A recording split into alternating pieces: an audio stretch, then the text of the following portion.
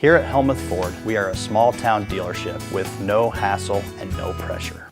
Hi, this is Stacy from Shuttler Insurance Services. Come see me on the east side of the square in Sigourney for all your insurance needs. The Keokuk County Expo in Sigourney presents the 2025 Spring Nationals this Friday and Saturday at the Keokuk County Expo in Sigourney. Admission is free for anyone to come and watch. The Expo Kitchen is open all day, both days for breakfast, lunch, and dinner. Start time is at 8 a.m. both days. As always, coolers are welcome at the Keokuk County Expo. Tractors are coming in from all over the country for this pull. The tractor pull is all indoors at the livestock barn. The show will go on, rain or shine. Once again, the Keokuk County Expo in Sigourney presents the 2025 Spring Nationals this Friday and Saturday at the Expo.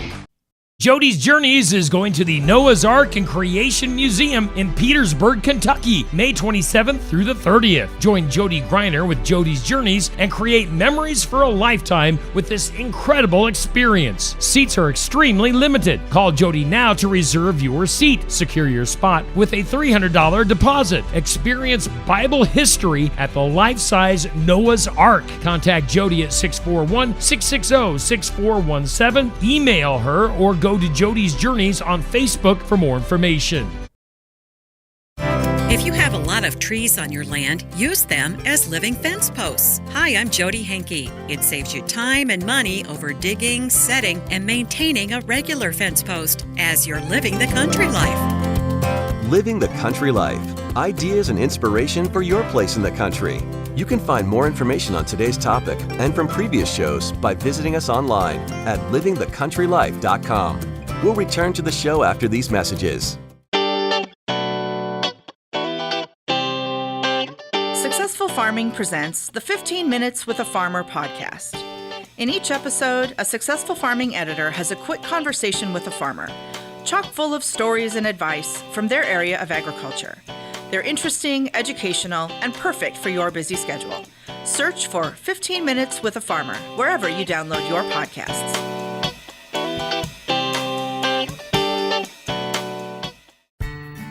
Check out our full lineup of Successful Farming podcasts. The Successful Farming podcast goes in-depth into the topics that affect farmers and ranchers. The 15 Minutes with a Farmer podcast offers a quick conversation between an editor and a farmer. The SF Shorts podcast offers bite-sized interviews about agricultural topics. And the SF Daily podcast covers commodity markets, weather, and the big things happening in agriculture each morning. Search for Successful Farming wherever you download your podcasts.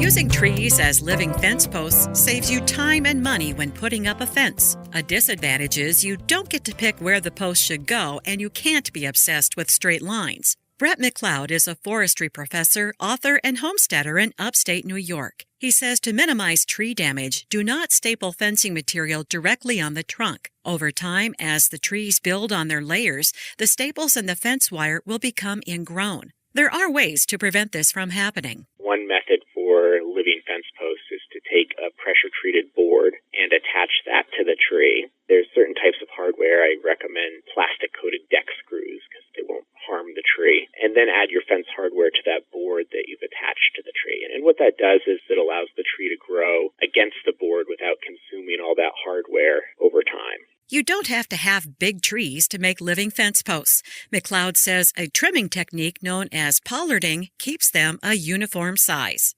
Pollarding can be either creating a single stem or multiple stems where you have a knob that forms over time by continually pruning the tree back. And so you're essentially keeping the tree in a juvenile stage, even though the tree itself is a whole organism, root system and all. It can be much, much older. There's examples of pollarded fence posts that are 6 feet tall, but the trees themselves are 100 years old. If your living fence posts aren't pollarded to be short and stout, you do run the risk of the fence being damaged by falling branches. Reduce the chance of this happening by pruning out all dead and dying limbs before putting up the fence. Find more tips for using your trees as living fence posts at livingthecountrylife.com. I'll see you in the country. Living the country life. Ideas and inspiration for your place in the country. You can find more information on today's topic, share your tips, and post photos by visiting us online at livingthecountrylife.com.